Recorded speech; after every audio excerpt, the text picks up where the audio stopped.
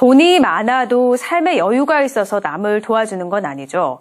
한 요양병원의 직원들과 병원 측이 매달 조금씩 돈을 내서 어려운 사람들을 돕고 있었는데요. 이번에 코로나 사태가 터지면서 대략 2억 원가량을 선뜻 내놔 화제입니다. 사람 사는 세상, 정동원 앵커가 전해드립니다. 한 의료재단이 운영하는 안동의 복주요양병원과 예천의 경도요양병원 직원들은 급여액의 1% 내에서 매달 일정 금액을 냅니다. 자율이다 보니 작게는 1,000원, 의사 같은 경우는 5만 원도 있습니다. 직원이 366명이니까 한 달에 270만 원 정도 모아집니다. 이 돈은 병원 환자들에게 간식을 주거나 환자 중 어려운 이들의 속옷 등을 사주는 데 쓰입니다. 필요한 거 있으면 어르신들께 사드리거든요. 그래서 굉장히 기뻐하시니까 그 모습을 보면 저희도 마음이 더 뿌듯하고 더. 처음에 이제 병원 이사장님께서 취지를 설명을 해주셨거든요. 거기에 대해서 직원분들이 거의 공감을 하고 있고 이제 한마음 한뜻으로. 병원, 즉 의료재단도 직원들이 모은 액수에 맞춰 똑같은 금액을 매달 내놓습니다.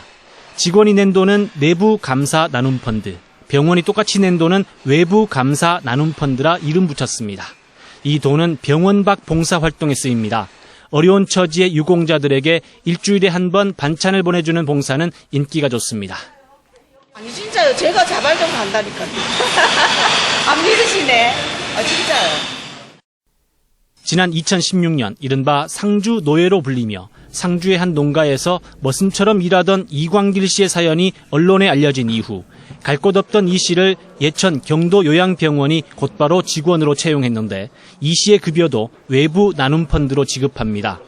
형식상 직원이지만 실제로는 지적장애가 있는 이 씨를 보호해주는 차원입니다. 감사하죠. 얘네는 뭐 주변에 갈 데도 없고 나는 뭐 부모 형제도 없는 사람이고. 이 의료재단의 나눔 펀드는 지난 2015년 시작한 이후 올해로 6년째.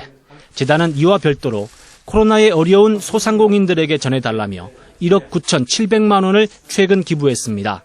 1억 9,700만 원은 366명의 병원 직원이 받는 정부의 재난지원금을 합한 금액입니다. 직원들이 재난지원금을 신청하지 않는 대신 병원이 그 금액을 직원들에게 보전해주는 방법으로 기부하려다가 지역에 돈이 쓰일 수 있도록 직원들이 재난지원금을 신청하고 병원은 그 금액만큼 지역사회에 내놓는 걸로 바꿨습니다. 그래서 10% 이상씩 환자가 줄다 보니까 인력은 그대로 있는데 매출이 주니까 경영은 그렇게 저희도 넉넉하지는 않은 상황이죠. 그렇지만 전체 적자가 나는 건 아니니까. 이 병원의 기부 소식을 들은 안동의 한 식당도 같은 방법으로 500만 원 정도를 내놓고 싶다는 의향을 나타내고 있습니다. MBC 뉴스 정동원입니다.